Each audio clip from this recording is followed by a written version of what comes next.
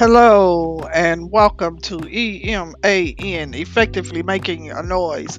My name is Cheryl Secrest and I am your host for this podcast.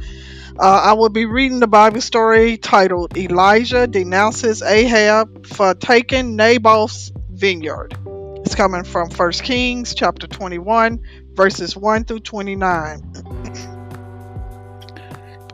Beside King Ahab's summer palace and grounds in Jezreel, there was situated a splendid vineyard, and a vineyard is a piece of land where grapes are grown, owned by a man by the name of Naboth. Ahab greatly desired to possess this vineyard in order to extend his already ample garden plots. So one day he said to Naboth in a very demanding tone, "Give me your vineyard, so that I may have it for an herb garden, because it is near my house, and I will give you a better vineyard for it. Or, if it seems good to you, I will give you what it is worth in money." But Naboth did not want to part with his vineyard on any terms. His father and grandfather had lived there before him, and he felt duty bound to keep the property within the family. So he gave this answer to Ahab: "The Lord forbids me to give you the inheritance of my fathers." This displeased Ahab very much, and he went into his house angry and displeased. Like a spoiled child, he lay down on his bed, turned his face to the wall, and would not eat anything that was brought to him. But Jezebel his wife came into the room and asked the king, "Why is your spirit so sad that you will have nothing to eat?" Then Ahab told Jezebel how Naboth had refused to part with his vineyard.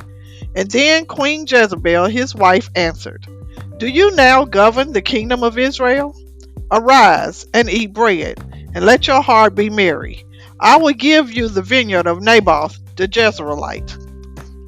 Jezebel's plan to secure Naboth's vineyard was wicked and cruel. She wrote letters in Ahab's name to the elders and nobles of Jezreel and sealed them with the king's seal. In these letters she commanded the rulers to bring false charges against Naboth and have him stoned to death. The elders and nobles of the city did as Jezebel had commanded them. They took Naboth outside the city and stoned him to death with stones. Then they sent word to Jezebel saying, "Naboth has been stoned and is dead." As soon as Jezebel received this message, she said to Ahab, "Arise, take possession of the vineyard of Naboth the Jezreelite, which he refused to give you for money. For Naboth is no longer alive, but dead." When Ahab heard that Naboth was dead, he arose at once to go down to the vineyard of Naboth to take possession of it.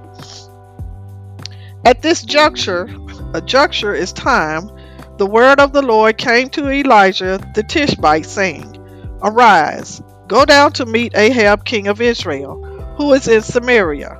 Behold, he is in the vineyard of Naboth, where he has gone to possess it." Furthermore, Elijah was instructed to say to Ahab, "Have you killed and also taken possession? Thus says the Lord, in the place where dogs lick the blood of Naboth, shall dogs lick your blood, even yours." So it came to pass that while Ahab was walking in Naboth's vineyard, he was suddenly confronted with the prophet of the Lord. Ahab said to Elijah, "Have you found me, O my enemy?" Elijah answered, "I have found you, because you have sold yourself to do evil in the sight of the Lord." Then he warned Ahab concerning the punishment that would come upon him and his household for the wickedness that he and Jezebel had done. Ahab was filled with fear and dismay as he heard the prophet's words.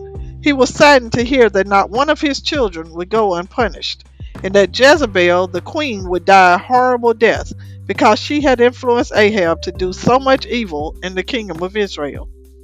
When Ahab heard the message of doom, and the message of doom is a word about death and trouble, he tore his clothes, dressed himself in sackcloth, and fasted, and went about sad and despondent. Then the Lord, seeing the penitence and the grief of Ahab, said to the prophet Elijah, "Have you seen how Ahab has humbled himself before me? Because he has humbled himself before me, I will not bring the evil in his days, But in his son's days, I will bring the evil upon his house. That is to say, Ahab himself would die before the predicted punishments would be visited upon his wife Jezebel and their children. Thank you guys for listening. This is, of course, Monday, July the 3rd.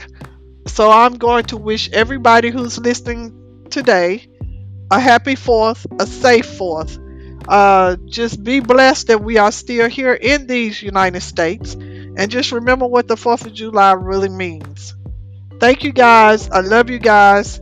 Peace out.